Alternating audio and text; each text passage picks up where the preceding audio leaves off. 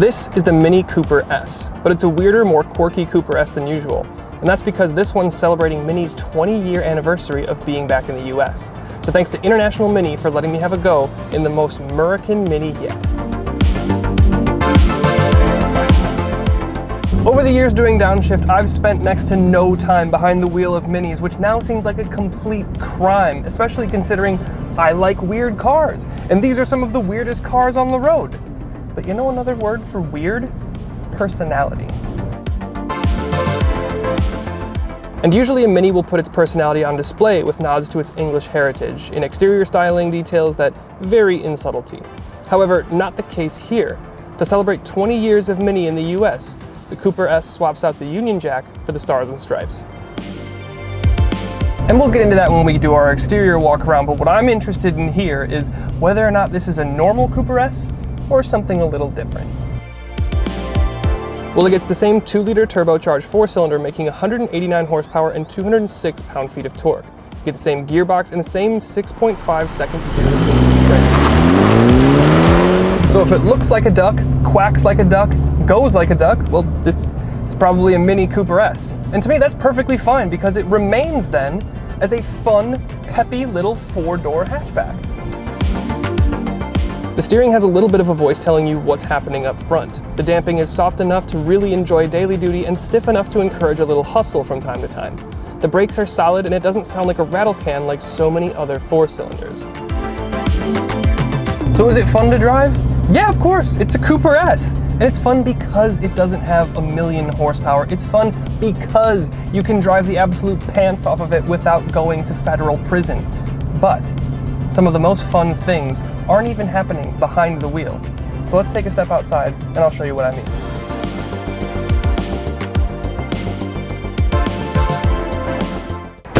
And that's kind of the elephant in the room, isn't it? You can have a fun car without it being a supercar. You can have a fun car without it making a million horsepower and doing the quarter mile in negative 4.8 seconds. And to some people, to a lot of people really, a fun car is something that has a little bit of spunk, has a lot of personality, and you just like being in and driving in it. So many cars these days go so aggressively on the sporty side that they just kind of let everything else be kind of blah and drab, and that's not what's happening here. All of these Minis that I've had experience with, especially this one, are just oozing personality. This 20th anniversary car is only available in chili red, island blue, or what we have here, pepper white, aka the colors that make up the British and American flags. They also all get red and white offset hood stripes with a star at the point, as well as a bigger star on the passenger side of the hood. You have black accented grille along with other accents along the headlights, door handles, and A-pillars. You've got 17-inch tentacle style wheels, you've got a silver wing mirror and a silver roof with roof rails, and the dual pano roof. There's an American flag accent on the front fender, as well as a red, white, and blue 20 decal on the lower driver and passenger side door. The black accenting continues down the body with the B, C, and D pillars, along with your gas cap and your wheel arches. But there's one more small 20-year edition decal that you might have missed if you hadn't been looking hard enough. It's right at the top of your D pillar next to the tailgate hinge. And the rear styling is a bit interesting because while this is the 20-year edition and you still have the offset stripe continuing onto your tailgate lid, you also still have the Union Jack style tail lights, along with a black mustache for your rear trunk, as well as some dual center mounted exhaust. So the exterior design remains unmistakably Mini, but with some fun American accents. But the personality doesn't stop there, so let's hop inside and check that out. And while the interior on this thing is a little bit more subtle than the exterior, you still get a bunch of cool little details around the cabin to remind you that you've got the 20-year edition, and you still have a bunch of personality that way.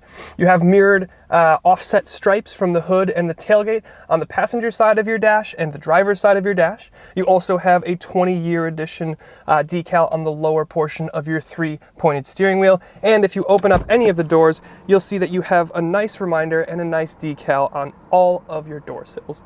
And the rest of it is largely Mini Cooper S, which is a good thing because, like I said, these Minis have some of the most personality on the lot today.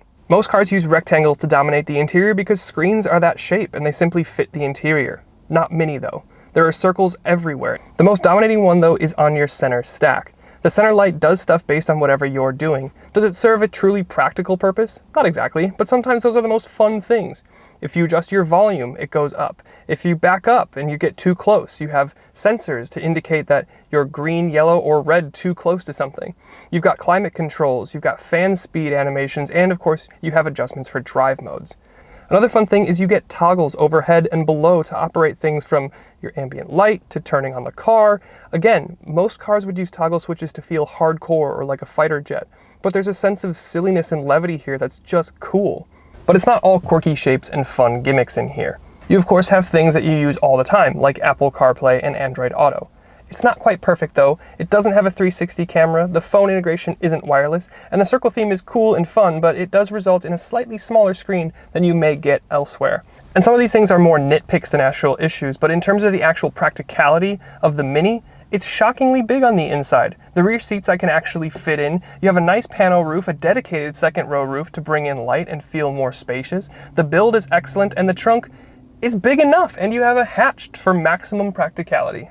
So between the spunky characteristics outside, the cool and unique details of the exterior, and then the completely unconventional take to an interior, this thing remains truly and unmistakably Mini, and I think that's probably a good time to get into the final thoughts.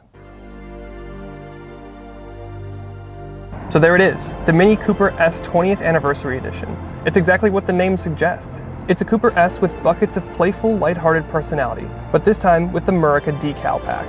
This little car continues to be loads of fun even before the ignition is on. So thanks again to International Mini for letting me have a go.